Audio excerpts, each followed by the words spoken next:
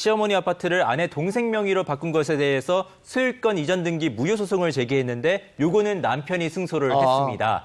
그런데 이제 재판부는요, 혼인 파탄에 대한 책임을 부부 양측 모두에게 들었는데요. 일단 아내는 시어머니가 사망한 이후에 상속 문제로 이 불신이 극에 달한 순간에 남편 몰래 일부 재산을 빼돌렸다는 점이 잘못됐고, 남편은 말씀하셨다시피 일방적으로 집을 나간 잘못이 있기 때문에 양측 모두에게 책임이 있다고 판결을 했습니다. 그러니까요. 무슨 문제가 있으면 그래도 집안에 있어야지. 그렇죠. 본인이 답답하다고 먼저 나가면 책임이 지는 발생할 수 있습니다. 네, 지는 거예요. 맞아요. 그러면 이런 경우는 어떨까요? 일방적으로 집을 나갔어요. 근데 집에 있는 돈을 싹 다 들고 나가는 거예요. 그렇죠. 이런 경우 있을 것 그건 뭐 같아요. 더. 네. 실제로 2013년에 이런 사건이 있었어요. 어떤 그 대기업 회장님이 계셨습니다. 대기업 회장님이 있었는데 이제 경영권을 큰 사람한테 물려줄 것이냐, 차남한테 물려줄 것이냐. 근데 이 아내는 좀 장남을 생각했던 것 같아요.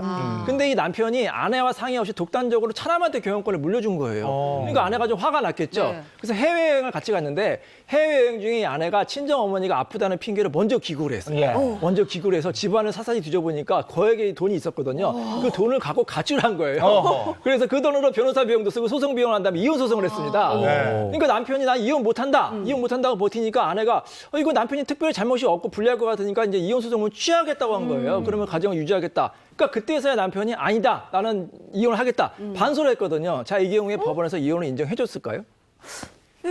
굉장히 어려운데 이것도. 해줬을 것 같고. 중간에 그런 질문 좀 하지 말아주세요. 난안 된다고 그랬을 것 같아. 상당히 어렵네요. 안 된다고요? 네. 저는 될 것 같은데. 1심에서는 이혼이 안 됐어요. 남편이 처음에는 이혼을 원하지 않았고 지금 현재도 아내도 이혼을 원하지 않으니까 이제 가정을 지켜라. 이제 이혼을 기각을 시켰는데 항소심에서 이혼이 됐습니다. 어찌됐건 아내가 이제 신뢰관계를 깨트리는 행위를 했고 또 가출도 했고 또 이미 더 이상 혼인관계 유지할 수 없다고 해서 이혼이 인정이 됐습니다. 근데 가출도 문제인데 사실 돈까지 들고 나갔으면 이미 뭐 신뢰는 다 깨진 거죠. 그 남편이 화날 만한 게 아내가 친정에 돈을 빼돌렸잖아요. 근데 진짜 주변 이렇게 보면 결혼하면서 효자가 되는 경우가 많더라고.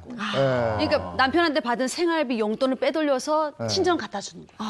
남편의 보양식을 몰래 빼돌려서 친정 갖다 주는 거야. 이렇게 몰래 빼가지고 친정 몰래. 그런 경우도 있어요. 아니 이런 거는 정도가 심하면 확실히 이혼 사유가 되는 거죠. 그렇죠.